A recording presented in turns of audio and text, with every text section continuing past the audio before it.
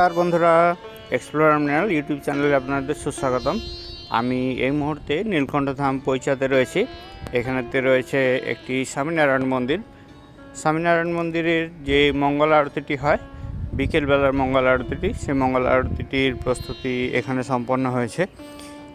একটু পরেই শুরু হয়ে যাবে মঙ্গল আরতি। মঙ্গল আরতি করার জন্য দেখতে পাচ্ছি সবাই শুরু করে দিয়েছেন এবং মঙ্গল আরতিটি দেখার জন্য বেশ কিছু মানুষ চারপাশে দাঁড়িয়ে রয়েছেন। রয়েছে হাতি, রয়েছে স্বামীনারায়ণের মূর্তি, রয়েছে গণপতির মূর্তিও দেখতে পাচ্ছি। একটি মশাল জ্বালিয়ে সবাই মঙ্গল আরতি করার জন্য লাইন দিয়ে দাঁড়িয়ে রয়েছেন এবং যারা দর্শনার্থী রয়েছেন তারা মঙ্গল আরতিটিকে নিজস্ব ক্যামেরাতে ক্যাপচার করে নিচ্ছেন। এটি মন্দিরের যে এন্ট্রি গেটটি রয়েছে, এন্ট্রি গেটের এদিকেতে মূল মন্দিরটি রয়েছে। মূল মন্দিরটি আমরা উপরে দেখতে পাচ্ছি। নিচে রয়েছে একটি নারায়ণের মন্দির, চারদিকে রয়েছে 33 কোটি দেবদেবীর মন্দির এবং মাঝে রয়েছে স্বামীনারায়ণের মন্দির। স্বামীনারায়ণের মন্দিরের সামনে এইভাবেই চলে মঙ্গল আরতি। প্রত্যেক দিন সকাল 5:30টার সময় এবং বিকেল 6:30টার সময় এই মঙ্গল আরতিটি সম্পন্ন হয়। দেখতে পাচ্ছি আমরা রথের মধ্যে দেবদেবীদের রাখা হয়েছে এবং তারপর তাদের মঙ্গল আরতিটি করা হচ্ছে। চ্যানেলটিতে নতুন হলে চ্যানেলটিকে সাবস্ক্রাইব করে আমাদের পাশে থাকুন। ভিডিওটি সম্পূর্ণ দেখুন, পছন্দ হলে অবশ্যই একটি লাইক করে দিন। দেখতে থাকুন, সঙ্গে থাকুন।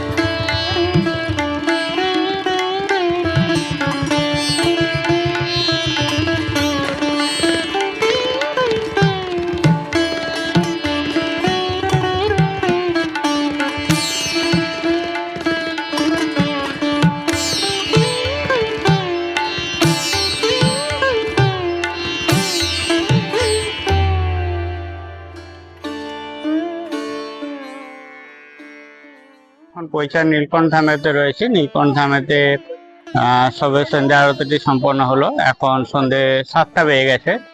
এটি যেহেতু গুজরাটের পশ্চিম উপকূলে পড়ে, নর্মদা জেলার মধ্যে অবস্থিত এবং পাশে রয়েছে নর্মদা নদী। আর সেই সুবাদে এখানেতে সন্ধ্যে হতে হতে 7:30টা বেজে যায়। এখন 7টা বাজে, এখনো আলো রয়েছে। আমার পিছনে আমি মন্দিরটি দেখতে পাচ্ছি। চলুন আপনাদেরকে মন্দিরটি ঘুরে দেখাই। আমরা মেন যে গেটটি রয়েছে, মেন গেটটির একদম সামনের অংশে এসে পৌঁছে গেছি।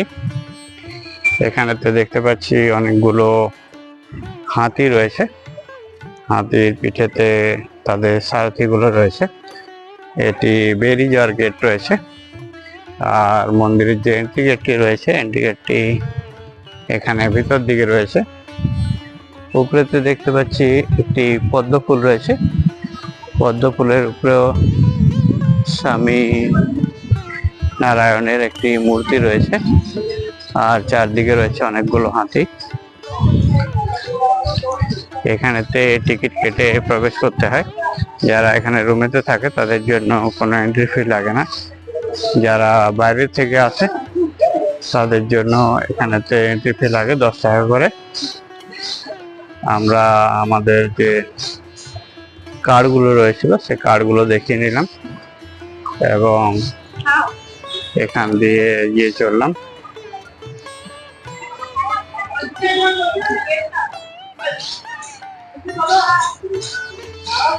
একদম সামনের অংশে পৌঁছে গেছি। এন্ট্রি গেটে দেখতে পাচ্ছি হাতি ছড়াছড়ি। প্রত্যেকটি হাতের গলায় একটি করে গোল্ডেন কালারের ঘন্টা রয়েছে।